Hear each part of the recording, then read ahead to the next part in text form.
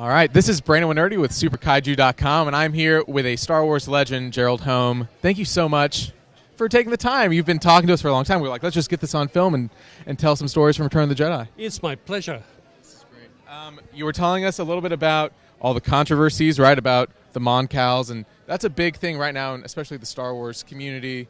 Kind of what's your take on, being a part of the Star Wars saga and how important it is to the fans to get everything kind of right? Well, I'm thrilled to be a part of it, and like the fans, I share the passion for accuracy, historical accuracy, who's inside the costumes and all that kind of issue. Not everybody shares the passion, but the important thing for me is I think it's important, and you guys think it's important.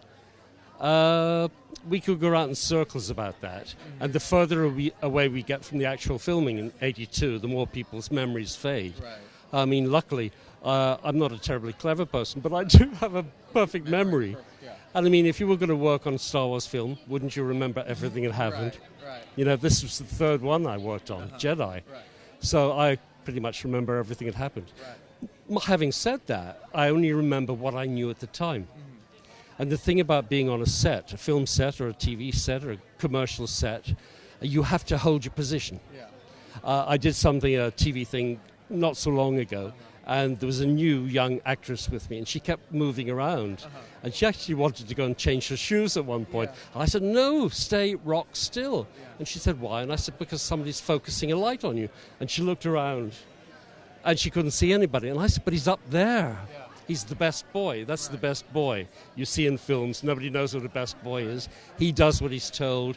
He climbs up into the rafters, and he was focusing lights. So you have to hold your position. So that means that my best friend could be 6 feet away, and we never talk. Like Tim Dry, who played, what's his name? He didn't play Reese, did he? But in the... No. There's a photograph like this. He's standing like this. No, he's not Yak Face. That was Sean Crawford. He was... bring the photo over and we'll show. This character. Okay. Well, that's good. Anyway, he was just over there, and we never spoke. During the whole time we filmed in Jabba's Palace. So a lot of people ask me stuff I don't know. Right? But what I do know, I willingly share. You were talking a lot about memories, and what's your favorite memory from the set? What's like kind of the singular moment that... Oh, meeting Harrison Ford, of course. Yeah. He's one of my all-time favorites. And to me, if I were a megastar, he behaved like I would like to behave. It was like he had come in the very first day. It was, hello, nice to meet you. Maybe shake a few hands, this hand touch Harrison Ford. And then after that, it was like, in the zone. Totally in the zone.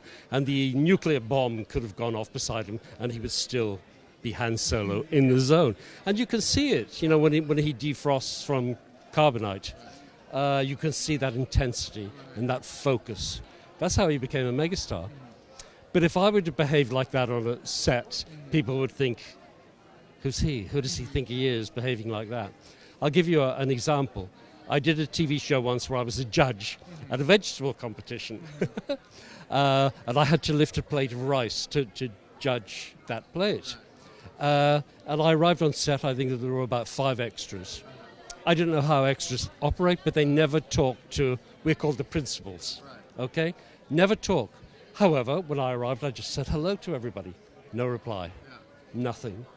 Until one day I came back from lunch or something, and this extra next to me was holding my plate of rice, all smiles, and he said, I've been upgraded. So what does that mean? More money. Why? Because I now lift the plate of rice. That was a special action. So now he felt like he was on more of my level, if you like. And the problem is, now he wouldn't shut up. He talked non-stop, so much so that I lost my concentration. So that when we came to film the scene, I was frantically trying to remember my lines, my dialogue. Instead of when you act, you know them so well, you've said them 3 million times, that you can concentrate on your performance. But I couldn't concentrate on my performance. I was trying to think of the line. So do you see what I mean? Yeah, okay. Ideally, I would have said hello to everybody and then be in my zone. Right. But when I'm not a megastar, you can't do that. You've got to be approachable. Exactly.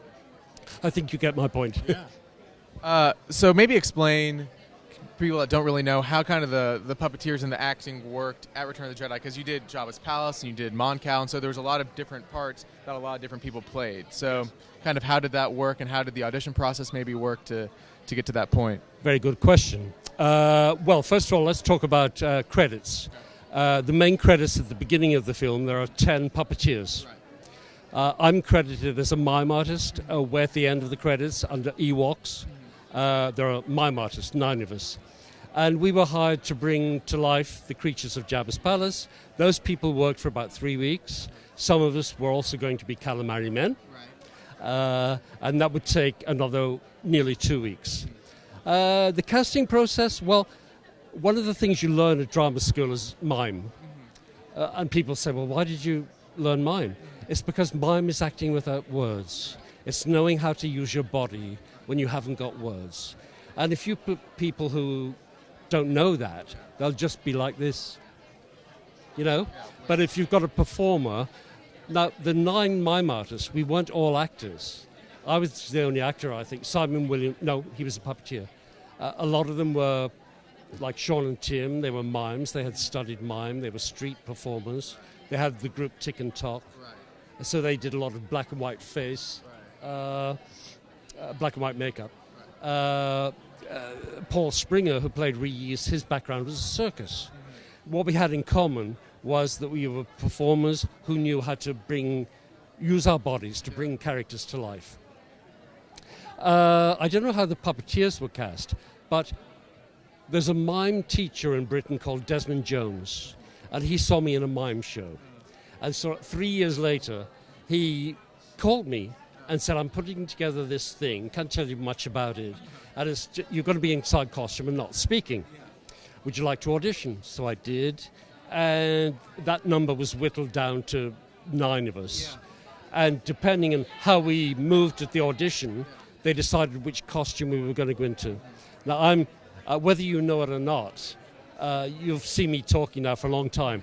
And if you put me and 10 other people inside a black plastic bag and didn't know which one I was in and told us to move, you would recognize me because of all this stuff, you know? And there was something about the way I moved was right for Squid Head, Tessek. And you look at his costume, it's very graceful. So when you've got a costume like that, you want to expand and show it off, which is what I did. That's how I made the difference between the two characters. Squid Head, when I heard the word action, I would go up maybe 2 or 3 inches. And the Mon Calamari costume, let me show you. Maybe we can see it here. It's kind of hunched back. I've got a better one. There we are, that one, your photo. Do you see here? The costume itself is kind of hunched back. And he's got a little pot belly padding. So I decided to make that to go with the costume and make him more hunched back. Do you see the difference? So when we did the Mon Cal scenes and the word action, I heard the word action, I'd go like that. A fan recently said to me, how come you played both parts?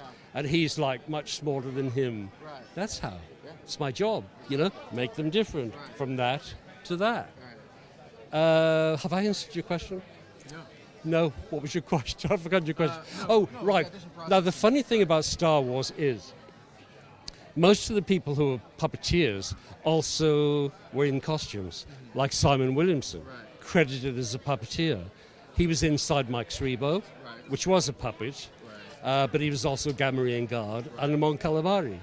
Do you see? So there was a lot of...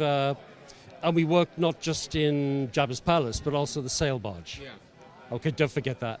And you talked about the bridge where I was a Mon Cal. I was also in the briefing room behind Mon Mothma. There were 3 Mon Cals. I'm the tall one.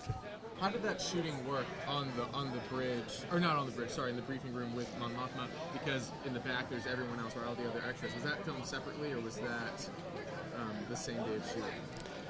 Other extras? Well, like the rebel troops and the. Okay, no, they were all there. Mm-hmm. They were all there. I was away to the side of the set, whereas they were all in the body of the circular briefing room. Harrison Ford, in regards to us, he was the opposite side of the set.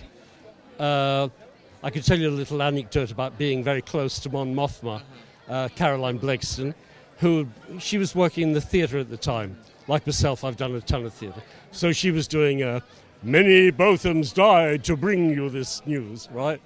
And Richard Marquand, the director, kept coming over and saying, bring it down, darling. Yeah. So she would say, many Bothams died to bring you... Bring it down, darling. Many Bothams died. Bring it down, darling. So next time you watch it, she's barely whispering. Right. Many Bothams died to bring you this news.